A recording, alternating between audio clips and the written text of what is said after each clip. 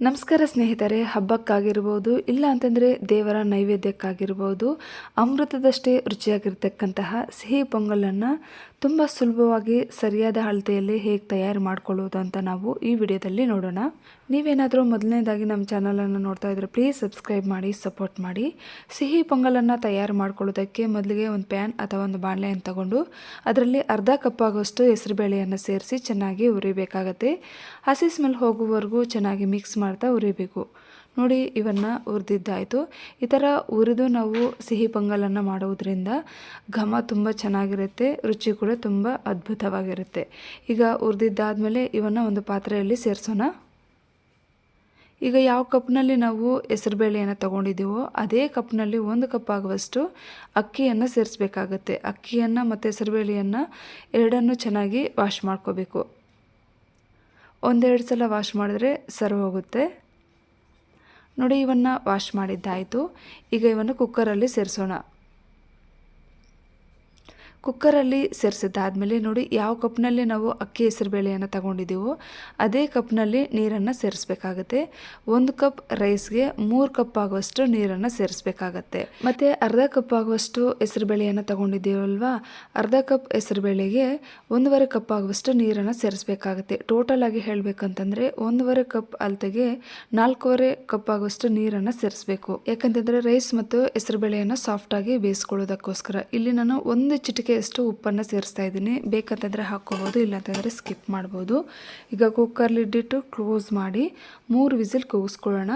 ನೋಡಿ, 3 ವಿಸಿಲ್ ಬಂದಿದ್ದಾಯಿತು. ಇದನ್ನು ಒಂದು ಸೈಡಿಗೆ ತೆಗೆದಿಟ್ಟು ಒಂದು ಪ್ಯಾನ್ ಇಟ್ಟು ಅದರಲ್ಲಿ 1 ಟೇಬಲ್ ಸ್ಪೂನ್ ಆಗುವಷ್ಟು ತುಪ್ಪವನ್ನು ಸೇರಿಸಿ ಸ್ವಲ್ಪ ಒಣ ಕೊಬ್ಬರಿಯನ್ನು ತಗೊಂಡು ಈ ಥರ ಸಣ್ಣ ಸಣ್ಣ ಪೀಸ್ಗಳಾಗಿ ಕಟ್ ಮಾಡಿ ಸೇರಿಸ್ಬೇಕು. ಇದರಲ್ಲೇ ಈಗ ನಾವು ಸ್ವಲ್ಪ ಗೋಡಂಬಿಯನ್ನು ಕೂಡ ಸೇರಿಸಿ ಚೆನ್ನಾಗಿ ಹುರಿಬೇಕಾಗುತ್ತೆ. ಇದರಲ್ಲಿ ಒಣದ್ರಾಕ್ಷಿ ಮತ್ತು ಬಾದಾಮಿಯನ್ನು ಕೂಡ ಸೇರಿಸಬಹುದು. ನೋಡಿ, ಇವನ್ನು ಚೆನ್ನಾಗಿ ಹುರಿದಿದ್ದಾಯಿತು. ಒಂದು ಸೈಡ್ಗೆ ತೆಗೆದಿಟ್ಟು ಅದೇ ಪ್ಯಾನ್ನಲ್ಲಿ 1 ಕಪ್ ಆಗುವಷ್ಟು ಬೆಲ್ಲವನ್ನು ಸೇರಿಸಬೇಕಾಗುತ್ತೆ. ನಂತರ ಬೆಲ್ಲ ಕರಗೋದಕ್ಕೆ 1/4 ಕಪ್ ಆಗುವಷ್ಟು ನೀರನ್ನು ಸೇರಿಸಿ ಅರ್ಧ ಕಪ್ ಆಗುವಷ್ಟು ಸಕ್ಕರೆಯನ್ನು ಕೂಡ ಸೇರಿಸಬೇಕಾಗತ್ತೆ. ಸಕ್ಕರೆ ಬೇಡ ಅಂತಂದರೆ ಬೆಲ್ಲವನ್ನೇ ಆ್ಯಡ್ ಮಾಡ್ಕೊಳ್ಳಿ. ಇವನ್ನು ಜಸ್ಟ್ ಕರಗಿಸ್ಕೊಳ್ಬೇಕು, ಪಾಕ ಏನು ಮಾಡ್ಕೊಳ್ಳುವಷ್ಟಿಲ್ಲ. ಯಾಕಂತಂದರೆ ಬೆಲ್ಲದಲ್ಲಿ ಒಮ್ಮೊಮ್ಮೆ ಕಸ ಕಡ್ಡಿ ಸಣ್ಣ ಸಣ್ಣ ಕಲ್ಲುಗಳೆಲ್ಲ ಇರುತ್ತೆ, ಹಾಗಾಗಿ ಕರಗಿಸ್ಕೊಂಡು ಶೋಧಿಸ್ಕೊಂಡ್ರೆ ಒಳ್ಳೆಯದು.